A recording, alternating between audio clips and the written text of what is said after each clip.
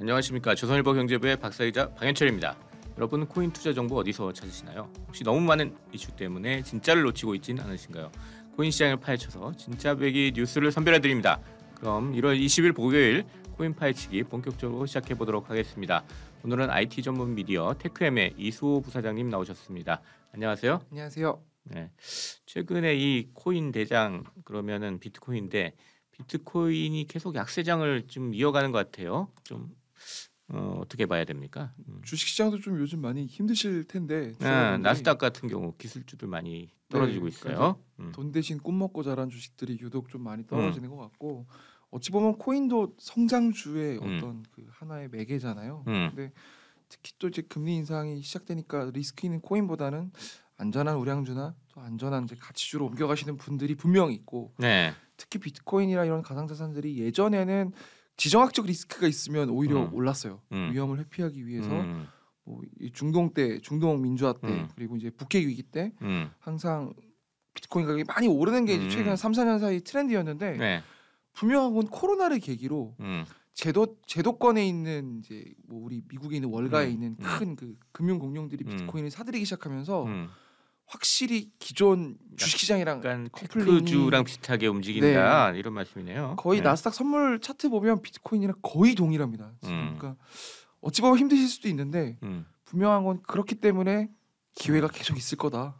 그리고 크게 많이 빠지지도 않았어요. 지금 보니까 그래요. 한 4만 달러 그 근처에서 왔다 갔다 하는데 작년에 한때 6만 6천 달러까지 했었는데 그러니까 이게 다들 고점을 생각하시는데 예. 비트코인을 예. 한 그래도 1년 이상 투자하신 분들은 예. 우리 그 작년 5월에 그 부처님 오신 날에 엄청 떨어졌지 그 붓다빔이라고 막 투자자분들이 얘기하셨는데 그때 비트코인 가격이 3천만 원대 후반까지 떨어졌습니다. 네. 근데 지금 5천만 원이 깨질 듯 안 깨질 듯 계속 그래도 유지하고 있어서 거의 이제 한 달째거든요. 이런 게 금리도 오르고 뭐 유럽 쪽에 지금 분위기도 안 좋고 그런데도 유지되고 있으니까 저는 사실 크게 동의하지 않으셔도 될 것 같다라는. 비트코인 얘기는 요 정도 해보고요. 네. 좀 준비해 주신 또 네. 다른 좀 아이템 3가지를 좀 가지고 오늘은 본격적으로 얘기를 해보도록 하겠습니다. 어떤 걸 좀 준비해 오셨죠? 네, 그러니까 걱정하지 않으셔도 된다라는 네. 얘기를 드리는 이유 중에 하나가 네. 확실히 많이 바뀌고 있어요. 지금 일단 세 가지 키워드를 먼저 말씀을 드리면 네. 첫째는 이제 가장 우리 국민들의 화두인 이제 대선, 네. 이제 대선 후보들의 코인 구애 어제 이제 있었던 일이고요. 네. 두 번째는 이렇게 인지도가 있는 코인은 아니라 잘 모르실 수 있는데 아이템 게임즈의 부활이라는 주제로 준비해봤고 좀 이따 자세히 알아보죠. 네, 세 번째도 굉장히 핫 이슈였는데 이제 위믹스 사태라고 해서 네. 그 부분을 조금 이제 다뤄볼 코인 백서를 챙겨야 된다. 코인 백서 챙길 이유 이렇게 세 가지로 정리를 해봤습니다. 네. 그럼 하나하나 이슈를 격파해 보도록 하겠습니다. 네. 첫 번째 대선 후보들의 코인 구애입니다. 어제 뭐 대선 후보들이 쭉 코인 관련 공약을 좀 발표했죠. 네, 어제 또 같은 날이에요. 사실은 하필 같은 날인데 그 이게 국내 디지털 자산 코인 투자자가 지금 한 800만 명 나온다고 하더라고요. 엄청난 표죠. 사실 어떻게 보면 네, 800만 명이면 작든 크든 코인을 사봤거나 또는 이거를 주식처럼 이렇게 투자를 하시는 분들이 800만 명에 달한다라는 건데 그 이들의 표가 이제 굉장히 큰 표잖아요. 네. 그러니까 이걸 놓칠 수 없으니까 이제 우리 유력 대선 후보 두 분인 이제 이재명 후보와 윤석열 후보가 같은 날 나란히 코인 활성화를 내건 이제 스킨십에 나섰습니다. 네. 어떤 내용인지 좀 알아볼까요? 장소부터? 네.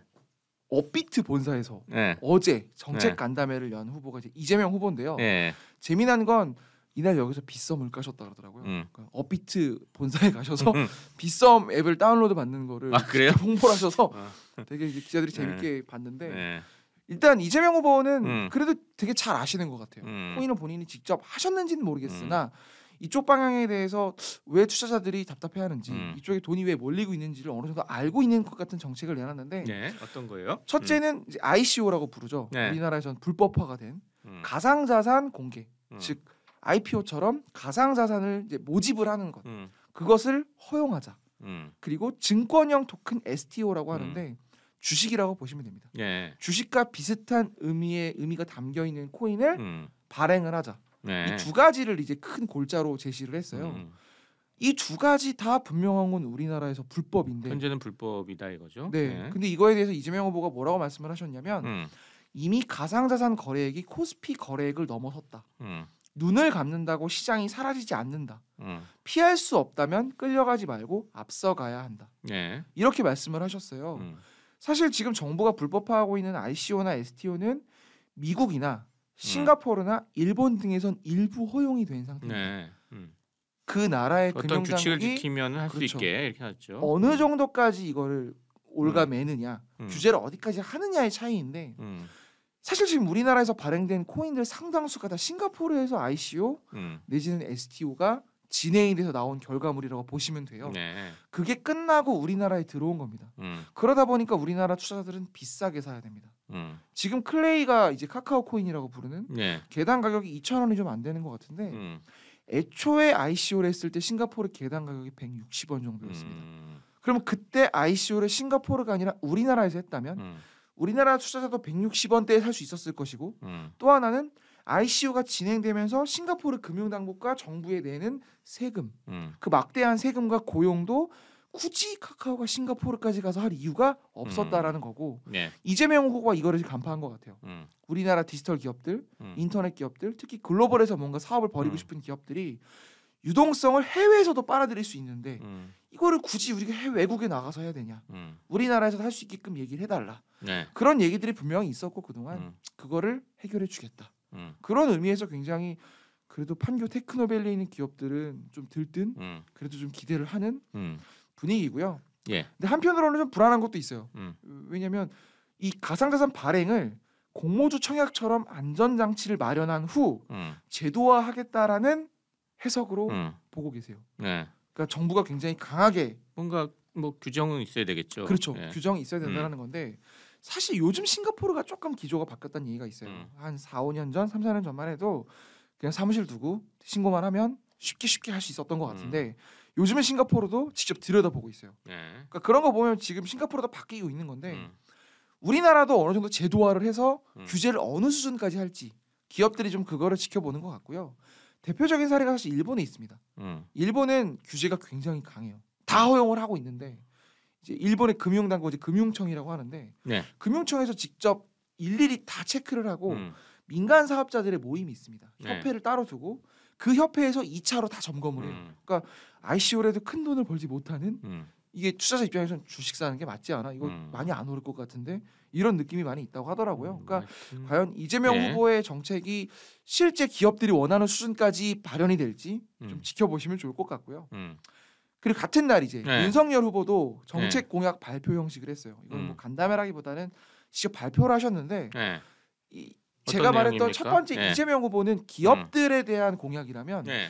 윤석열 후보는 음. 투자자들을 위한 느낌이에요. 그러니까 가상 자산으로 번 수익 중 5천만 원까지는 세금을 내지 않도록 하겠다. 근데 이게 현재는 250만 원입니다. 양도 차익 과세가. 그렇죠. 근데 그것도 시행이 안 되는 거잖아요. 잠시 유예해놨죠. 그것도 유예된 예. 상태인데 예. 지금 이제 그 수익이 5천만 원까지는 세금을 내는 게 이제 내년에 우리가 이제 주식에 해당하는 건데요. 네. 2023년에 이제 시작이 되는 건데 주식과 코인을 동일한 수준으로 맞춰 주겠다라는 게 핵심이고 예. 코인 투자자분들이 굉장히 분노했어요. 사실은 코인세가 마련된다고 했을 때 결국 주식을 하라는 거 아니냐. 코인을 하면 주식보다 훨씬 더 많은 수익이 나야만 이 세금을 낼 수 있는 거고 왜냐면 250만 원 이상이면 무조건 세금을 내라고 하니까 코인 투자는 그렇죠. 그러니까 근데 지금 코인이 사실 주식은 상한가가 지금 30% 딱 제한이 돼 있잖아요. 네. 우리나라도 30% 이상 오르는 경우가 요즘 별로 거의 없습니다.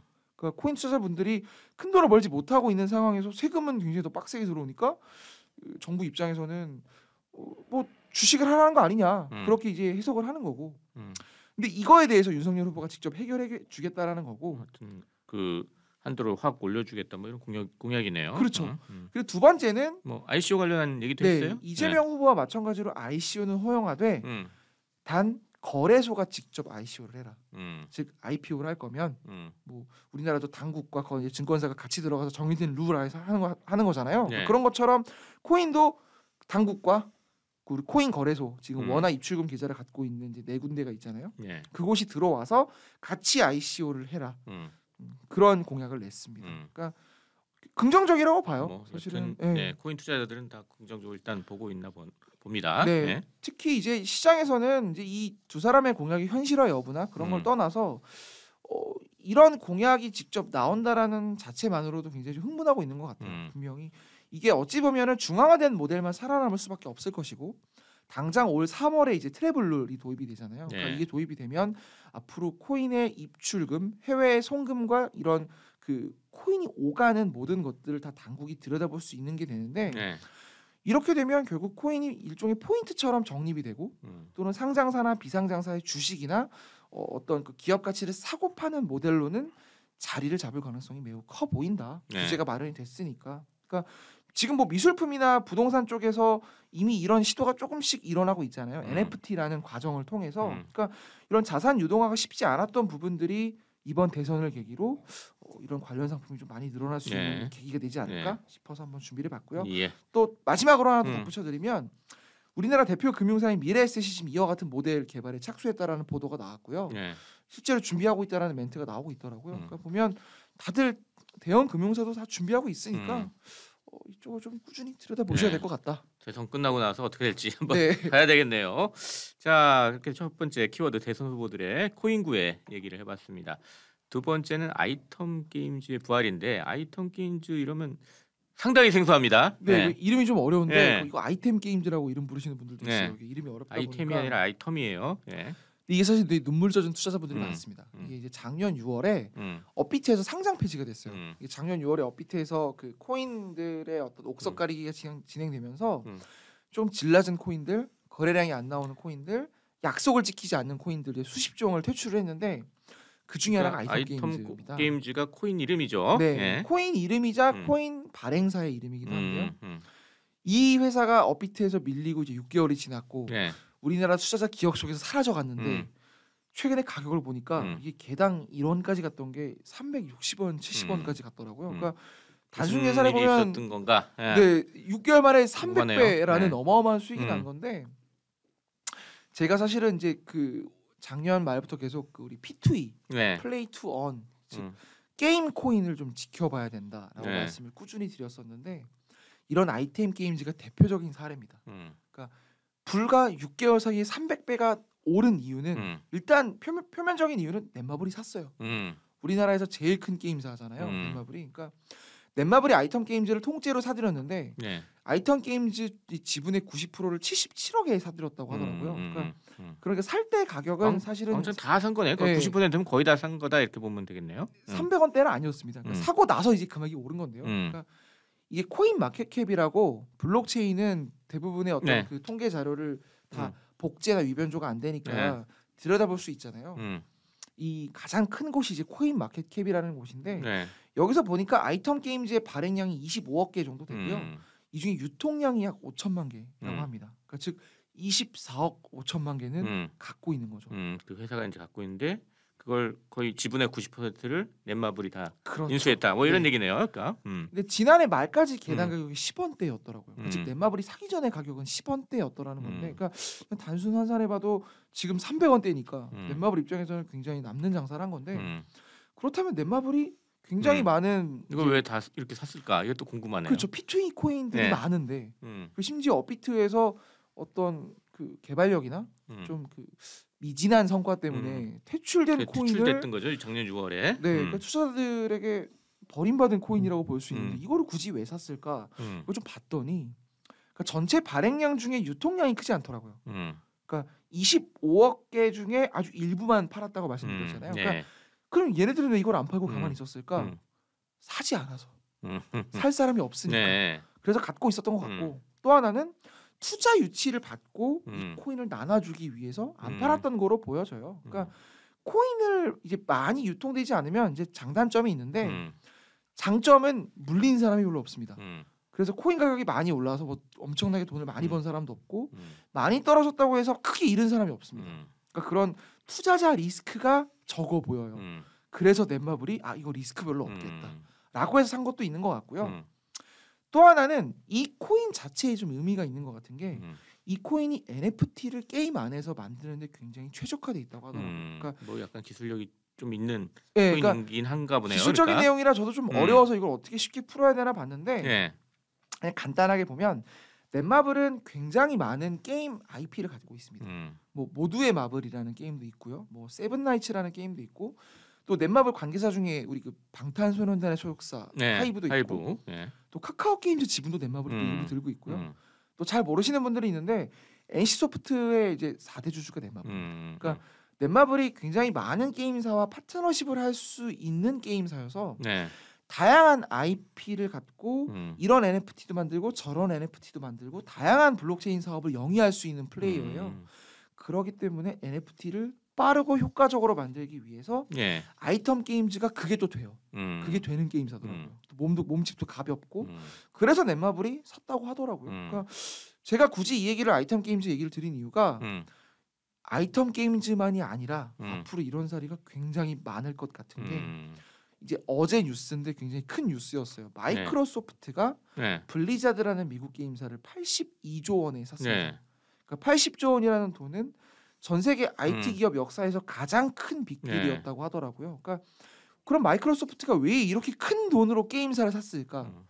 결국 앞으로 게임이라는 콘텐츠가 우리 삶 속에서 정말 중요한 위치를 차지하게 될 거고 게임사들의 M&A를 우린 들여다봐야 되고 넷마블이 게임 코인을 샀다라는 건 앞으로 대형 게임사가 P2E를 공격적으로 밀 가능성이 있고 네. 또 넷마블이 경쟁하는 곳이 바로 블리자드입니다. 그러니까 대형 게임사들이 이런 게 큰 돈이 오가고 있기 때문에 우리가 플레이 투 언을 지금 정말 적극적으로 들여다봐야 되고 이런 아이템 게임즈 같은 코인이 또 있을까? 기술력이 있나? 여기 리스크 별로 없네. 코인 가격도 부담이 없네. 그런 것들이 있으면 좀 들여다보시는 게 네. 좋을 것 같습니다. 참고로 지금 국내에서 쉽게 살 수는 없습니다. 찾아보신 방법은 있는데 좀 많이 올랐어요. 그래서 더 간다고 제가 담보드릴 수는 없고 이런 코인을 지금 미리 한번 선점해 보시면 좋을 것 같아서 키워드로 준비해봤습니다. 네. 그래서 두 번째 키워드 아이템 게임즈의 부활. 여기까지 얘기를 해봤습니다. 세 번째는 코인백서 챙길 이유 뭐 이렇게 돼 있는데요. 코인백서 아까 처음 들어올 때 얘기했지만 위믹스 사태랑 지금 관련 있다고 얘기를 했잖아요. 네. 어떤 얘기입니까? 네, 연초에 위믹스 사태가 지금 뜨거운 감자인데 네. 국내 투자자분들이 이제 수십만 명에 이른다고 하더라고요. 위믹스 코인 굉장히 많은 분들이 사고 파시는 코인인데 네. 개당 3만 원대까지 갔다가 최근에 보니까 6천 원대, 6천 원대도 지금 흔들리는 것 같은데, 그러니까 단순히 보면 뭐 5분의 1 토막이 났으니까 네. 이게 불과 한두 달 사이에 이런 일이 벌어졌기 때문에 투자자들은 상당히 상실감이 크죠. 네. 왜 떨어졌나?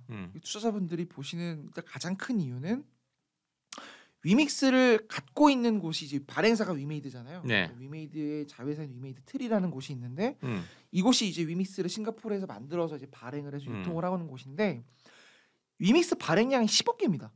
근데 이 중에 유통량이 이제 아까 보셨던 아이템 게임즈와 마찬가지로 10% 정도 되는 것 같아요. 그러니까 전체 80% 정도가 넘는 물량이 앞으로 또 나올 수 있는 상태인데 이제 아이템 게임즈는 가격이 크지 않잖아요. 네. 근데 위믹스는 이제 몇백 원대였죠. 계단 가격이 너무 세다 보니까 네. 발행량 기준으로 시가총액 환산해 보면 가장 비쌌을 때는 뭐 수십조 원에 이르렀고 지금도 뭐 10조 원에 육박하는 가격이에요. 그러니까 네. 회사 입장에서는 이거를 코인을 팔아서 이 돈으로 다른 파트너사를 모으고 또 최근에 보시면 위메이드가 애니팡으로 유명한 썬데이 토즈를 인수했습니다. 근데 위메이드가 이 P2E를 하기 전에는 그렇게 큰 게임사가 아니었어요. 그러니까 이거 저희가 수도 없이 계속 그 말씀드렸던 것 같은데 판교역에 내려서도 위메이드 본사가 제일 구석에 있습니다. 그리고 제일 작아요. 네. 매출도 얼마 안 됩니다. 네. 제가 이거를 PER을 봤더니 작년 기준으로 1000배가 넘어요. 그러니까 P2E를 하기 전에는 이제 작은 게임사였는데 P2E를 통해서 글로벌 인지도가 확 올라가니까 이거를 기회로 회사가 사세를 불려야 됩니다. 그러다 보니까 코인을 팔아서 다른 회사를 사고 팔고 또 코인을 갖고 다른 회사랑 파트너십을 맺고 그러니까 지금은 거의 NC소프트랑 넥슨에 밀리지 않을 정도의 파트너십을 만들어 놨더라고요. 네. 근데 이거를 위메이드를 탓을 하는 거예요. 투자자들이. 왜 팔아? 코인을. 얼마나 판 거야? 또 떨어져. 근데 위메이드를 탓하기도 애매하다라는 분위기도 분명히 있어요. 그러니까 그 시각을 말씀을 드리면 네. 백서라고 다들 아실 겁니다. 네. 사업계획서인데 위메이드는 사실은 백서라 불리는 사업계획서에 이 같은 사실을 미리 고지했습니다. 우리는 팔 거다. 매달 코인을 팔고 있다. 근데 뭐 코인 투자하시는 분들이 그런 거 세세하게 들여다보지는 않으시잖아요. 모르시죠. 그러니까 이거를 네. 일일이 보시지 않고 그러니까 빗썸과 업비트의 코인 정보를 보시면 들어갈 수 있도록 링크는 해놨는데 글씨도 작아요.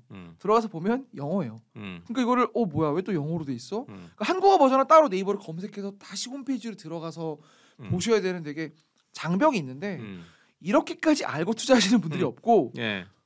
뉴스가 많이 나오네. 많이 나오고 가격이 많이 오르네. 뭐 이래서. 거래량이 많이 나오네. 예. 가자 이러면서 이제 사시는 분들이 있어요. 그러니까 이걸 이제 좀 조심스럽게 무지성 투자자라고 부르는데 이런 분들이 대부분이에요. 그러니까 위믹스 가격이 떨어지면 왜 떨어지지?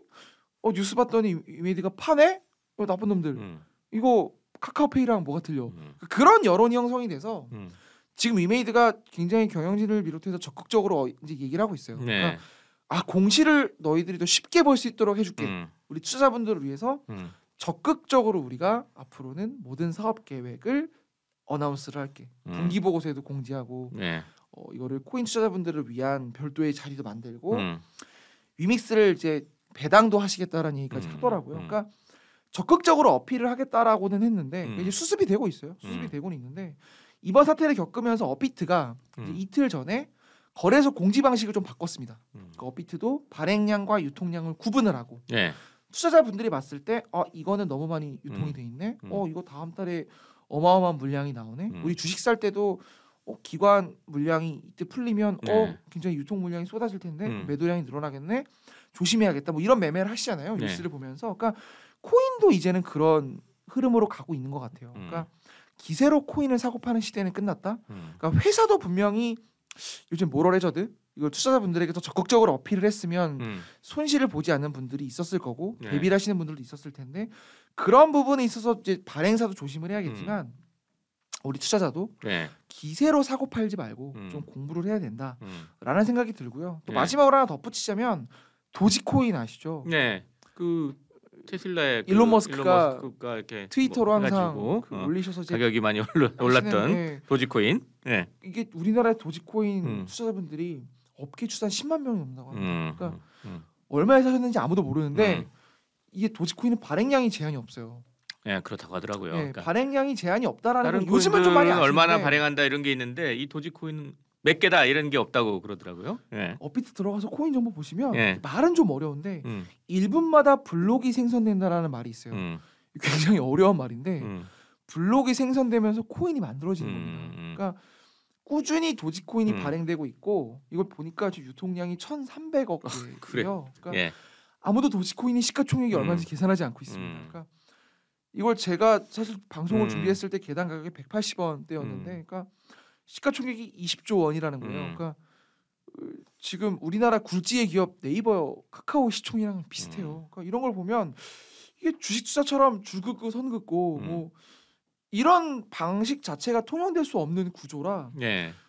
도지코인을 이해하지 않으시면 위험합니다. 그러니까 그렇죠. 네. 네, 그러니까 최소한 투자하는 코인의 유통량과 발행량 그리고 향후 나올 물량 발행사가 투자자 몰래 발행량을 늘린 것은 아닌지 사실 몇 군데 알고 있어요. 저는. 그러니까 되게 큰 코인 발행사인데 네. 기자들이 이걸 다 안 써요. 왜냐? 이거를 써봤자 투자자분들이 난리가 나고 악플 달고 죽이겠다고 하고 그러니까 참 기자들도 문제인 게 네. 어쨌든 정보가 써야 투명하게 되는데, 좀 유통이 돼야 될 것 같은데요.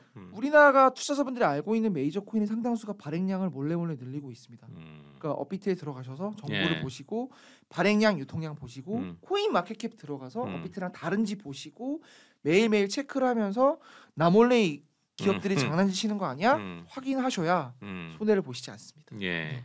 역시 투자는 자기 책임이니까 네, 맞습니다. 자, 그 하나하나 다 확인을 해야 될 것 같습니다. 자, 이렇게 해서 세 번째 키워드인 코인백서 챙길 이유까지 얘기를 해봤는데요. 자, 오늘 뭐 쭉 얘기한 거 뭐 이렇게 좀 정리해가지고 우리 저 시청자 구독자 여러분께 마무리 인사로 좀 얘기를 해주시죠. 네, 공부하셔야 된다는 네. 말씀 거듭 드리고요. 네. 그러니까 뉴스 많이 보시고 텔레그램이나 카톡방이나 블로그 같은 경우는 대부분 고용된 마케터들이에요. 기업들이 마케팅 비용을 이제 태웁니다. 그래서 블로그, 카톡, 텔레그램보다 뉴스가 안전하고 그리고 나서 코인 마켓캡 꼭 들어가셔서 보시기를 추천드립니다. 예, 코인 투자할 때도 정보를 자기 스스로 좀 챙기는 이런 방식으로 해야 되겠다 이런 말씀인 것 같습니다. 자, 1월 20일 목요일 코인 파헤치기 마칠 시간입니다. 매주 목요일 5시 유튜브 조선일보 머니 채널에서는 코인 시장의 이슈를 생생하게 전달합니다. 채널 구독은 물론 알림 설정까지 해두셔서 알찬 정보들 놓치지 마시길 바랍니다. 오늘 함께해 주신 IT 전문 미디어 테크엠의 이수호 부사장 그리고 저는 조선일보 경제부의 박사 기자 방현철이었습니다. 감사합니다. 감사합니다.